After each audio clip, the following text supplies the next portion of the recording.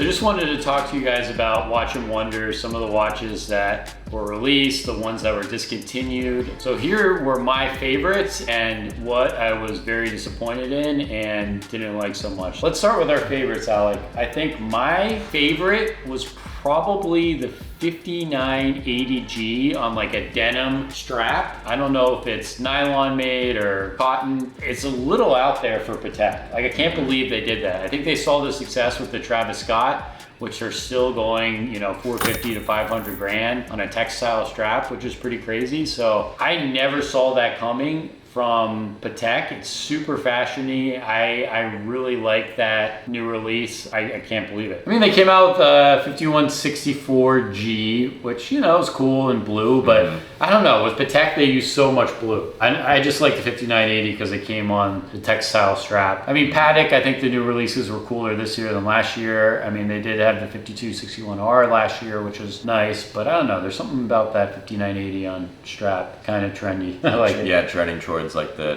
Travis Scott. And I like how Patek went outside of it. Yeah, exactly. I thought that Patek would be way more cookie cutter than Rolex. Like, you kind of already knew. Definitely we're a little bit more on par with creativity on this year's drop for sure. Yeah, I think the only way they could have like stepped it up further is have like, I don't know, like a new 5980 with like a new movement, rainbow gem set or something different. Yeah. What do you think on that? No, I completely agree. That was my favorite release. I think overall, just Rolex in general, I was pretty disappointed by, but honestly, I didn't set the bar that high for them. I knew that they weren't gonna do something super duper creative. Even on like their gem set watches, I think personally, I was not a huge fan of. Yeah, I feel like the color schemes on some of the gem sets just weren't that great. I mean, they didn't have like, the colored sapphires like the Seikos and whatnot, so I wasn't too impressed with those. I think like the rose gold Sea Dweller with the blue dial was, a monster of a watch. However, we've had a lot of customers reach out to us very interested in that. I mean, I also wasn't a fan of like the Sky Dwellers on Jubilee and the rose gold ones and yellow gold. I do get it. There's a lot of clients of ours who are very interested in those. Everyone has their own thing. They also did 1908 in platinum, which I thought was pretty cool, having a dress watch in platinum. Going on to other brands, Tudor and Vacheron, I think had some really cool new releases with some green dials. But the sad news is the Pepsi wasn't discontinued. I think everyone was waiting for that. I'd like to apologize to all of our followers. I think we both said that Pepsi was going to be discontinued. And the big one was the olive and the Sprite. None of them were discontinued, but I think that's how it goes every year. What we think is going to be discontinued. The Le Mans was, which we could have, which we thought. Do you like the new release yellow gold Le Mans? I like it. I always love a ceramic bezel on a full gold or a precious metal bracelet. I think it looks incredible. The one thing, we were just talking to a customer about it, it would have been nice if they would have had champagne subdials to match like the vintage Le Mans that they were going to kind of knock off, which has like the yellow gold or the champagne subdials. I think that would have looked a lot better than the white subdials. Maybe this is like the new modern look. Not very on par for Rolex. I feel like all their dials kind of somewhat complement the materials, whether it's like rose gold, like they'll have rose gold subs, yellow gold, etc. But it's just black, white, and then the ceramic bezel, and then yellow gold. I feel like it just doesn't complement each other whatsoever. It was very interesting. So before the new release, especially for Rolex, it was all over Instagram on this is what the new releases are, and usually that happens, but it's a hoax. But this time, everything that was released the day before was actually the releases. So I think Rolex may have slipped up, maybe at their booth, showed it to too many people, and they got all over the internet. Yeah, the day so before that was pretty crazy. Because I was just like, yellow gold Sea Dweller, like, no way. They did have like an ad that was running that was like kind of a leak that showed like what materials they were gonna use. Like they kind of had like the back of a Day-Date, like the back of a Sky Dweller, and I feel like maybe next year they should just go in, just completely blindfold everyone, because I feel like we kind of already knew it was coming. Yeah. I was most shocked by the yellow gold Le Mans, but other than that, I wasn't really. I did like yellow gold Le Mans, even though I didn't think it was like perfect, but I didn't really like it. So what would you rate it out, like out of 1 to 10 for this year's releases, and what was discontinued? I give it 6.5.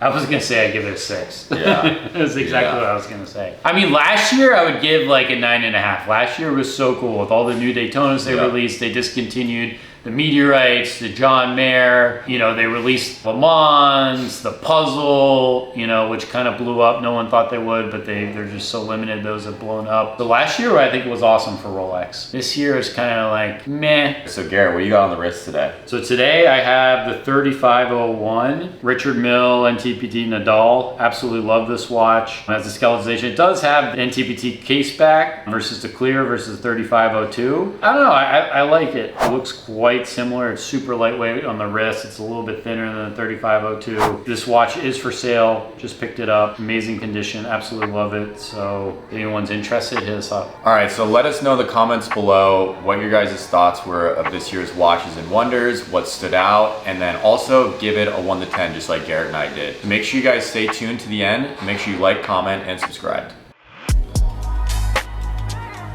Well, that's easy. Yeah. Yeah, it's better. Fit a little. You can make it as tight as you want, or A little bit tighter. I think that may be as tight as it gets.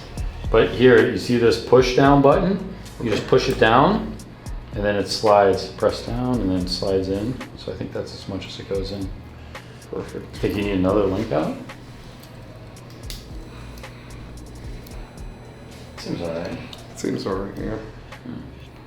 So Andres, you were out of the watch game for a little bit. You were saving up a little bit of dough and you just closed on a house, and now you're buying another one. Huh? Soon I'll be back to buy higher end watches. The banks are pretty strict with what you have and what you're doing in Hopefully they don't watch spending. this. Yeah, so So what we got here in the case, Andres, some of these I think you've had pretty close to it. This is the 5980 in steel. You have that in rose. Mm-hmm. You know, Daytona, you had the Panda, you had the Skydweller Jubilee. that same one, yeah. Yep, that's the frosted you had. What do you think's next? I think the one thing that could be next down the road, I think you still have in the back of your mind the orange one, the orange Aquanaut. So after owning the Patek, probably exactly go back to the Patek watches. This is just That's the one you had, but steel with the blue dot steel with blue dial, yeah. versus rose gold. The rose gold. The rose gold was the best watch. You just gotta be. Was that your favorite one? It was my favorite watch to date. You just have to be very careful in South Florida to not get jacked. But you have a bunch of beautiful watches.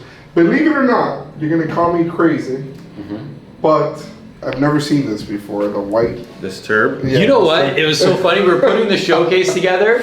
This was like 3 hours ago. I said of all the watches, that watch looks sickest. Because I think the light hits it perfect. Yeah. It's The white band. The white band helps it a lot too. The white band's sick. The rose gold tourbillon, the Aventurine dial. So it's like the Rolls Royce, you know, with With the little lights. yeah, with the stars. So it has like a star dial. So an AP like that retails for what? 160 plus tax. And what What are we selling it for? Yeah. Half. 95K. So that's probably be my next watch. That's a crazy deal, right? Yeah. That's what I'm saying. It's tourbillon for that, and it's brand new 2022. Brand new. No, it's a looker. You know when, when you look at a watch, and not everybody has a watch like that. So that's another thing. And the nice thing too is you can change up the bands. You rock different colors, you know. The thing about it is the watch is beautiful because you've got gold with the tourbillon. I love tourbillons, but I'm biased to that. All right, let's do some this or that, and let's see how far you go. We obviously know that you picked this out, Yeah. so we're not going to put this into this or that. Let's start out. We're going to do blue Skydweller on Jubilee or Panda. Which one are you going with? I would go. We're going to do like 10 of them, so let's see where we I go. would go with the Skydweller. Go with the Skydweller? Yeah. Okay. He's going Skydweller over Panda. Green, AP Royal Oak, or are you going Skydweller? Steel green AP Royal Oak. I would still go with the Skydweller. How about this? Rose gold AP on leather strap, Chrono, or the Skydweller? The rose gold and AP. Yeah, you gotta go. Yeah. All right, well now, 5980. The Aquanaut. I only like. You like the green. I like the exotic colors of this and the style. Only way I would be picking this over that is if it was a precious metal. So now we're gonna go to rose gold. I'm gonna make it tricky for you. Oh no, yeah, that's the rose gold all day. Once you go to this, you're Okay, so you're going to he's pick going one with the gold. 5712R over the 5168G. Okay, Let me look at so he likes the rose gold. I think I already know the answer to this one, right? Ooh, Frosted Chrono Limited 200 26239 or Rose BC. Gold Nautilus. So the only 5712R. reason I would go with the AP is only because it's a frosted watch. Yeah. If this did not have a strap and it was all precious metal, Yeah. I would stay with Patek. Gotcha. So last but not least, the 1159 Tourbillon with the Aventurine dial or the Perpetual Rose Gold. The smart money is on this watch. Mm-hmm. If you trust your feelings and you want to go with something that you like, this is just my style of watch. To me, still, the watch here to me that I think is the best value to money would have to still be this Gotcha. watch. Like if I wanted to buy a watch and I was gonna wear it, just because you could change the strap, Yeah, and sure. and you the can watches, change the strap on this guy too. right? You can too. Yeah. This is just always a better watch. This looks cleaner, more sleek. But what was the retail on this? So retail on that, I want to say is like 65, 70, going right now between 90 and 130 because it's been discontinued. Depends on year and condition you get that watch. So in other words, smart money would be this watch. Yeah, Smart money would but be- at the same time, if you buy something like this at the right price, No, I mean I could you're buy. safe. You're safe, you know? The good thing is I could have bought both of these watches and I would still be pretty close to what I paid for the Yeah, Rose exactly. Gold. Exactly. It wouldn't be So you far. didn't grab two watches exactly. for the price of one watch. Sure. They're both beautiful watches. Sure. And they're playful, so you can change Sure. the straps and do whatever you want. But they're both beautiful. It's hard for me to choose between one or the other. This is just a personal preference watch. The same thing, you go back to the Moon Phase AP, and that's a cool watch too. Yeah. To me, a lot of the watches I like because the conversation starters. The price is not the biggest thing to me. Yeah. Even though I could buy any of the watches here, that's not the case for anybody. Sure. Sometimes your budget is $50,000 or $200,000 or whatever. You have something here for everybody. All right. Well, thanks again for coming in. Congrats on another timepiece. Thank you. I hope to see you Classics soon. won't go wrong with that decision. Thank And we'll again. see you next time. Maybe the orange Aquanaut. Who knows?